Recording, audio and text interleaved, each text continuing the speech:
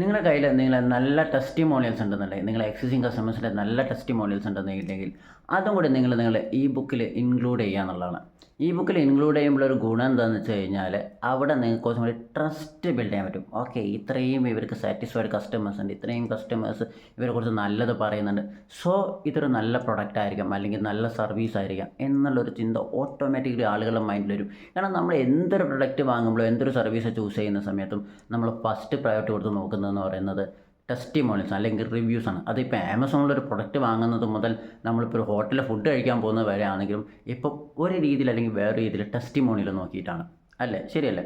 So നിങ്ങൾക്ക് നല്ല testimonials ഉണ്ടെന്നുണ്ടെങ്കിൽ അത് നിങ്ങൾ കമ്പൽസറി ആയിട്ട് നിങ്ങളെ ഇ ബുക്കിൽ ആഡ് ചെയ്യുക. അത് നിങ്ങൾക്ക് കുറച്ചും കൂടി ഒരു ട്രസ്റ്റ് ബിൽഡ് ചെയ്യാൻ പറ്റും നിങ്ങളുടെ ബിസിനസ്സിലേക്ക്, അല്ലെങ്കിൽ നിങ്ങളുടെ പ്രൊഡക്റ്റ് സർവീസ് യൂസ് ചെയ്യാൻ വേണ്ടിയിട്ട് നിങ്ങൾക്ക് അവിടെ ഒരു ട്രസ്റ്റ് ബിൽഡ് ചെയ്യാൻ പറ്റും. ഓക്കെ, അപ്പോൾ ഇതും കൂടി നിങ്ങളുടെ ഇ ബുക്കിൽ ആഡ് ചെയ്യുക. ഇതുപോലുള്ള നല്ല ഇൻഫർമേഷൻസ് കിട്ടാൻ വേണ്ടി ചാനൽ സബ്സ്ക്രൈബ് ചെയ്യുക. വീഡിയോ ഇഷ്ടപ്പെട്ടാൽ തീർച്ചയായും ലൈക്ക് ചെയ്യുക. നിങ്ങളുടെ അഭിപ്രായങ്ങളും സംശയങ്ങളും കമൻറ്റ് ചെയ്യുക. അപ്പോൾ നിങ്ങളെ ബിസിനസ് ചെയ്യുന്ന ഫ്രണ്ട്സിലേക്ക് ഈ ഒരു വീഡിയോ ഷെയർ ചെയ്ത് കൊടുക്കുക. താങ്ക്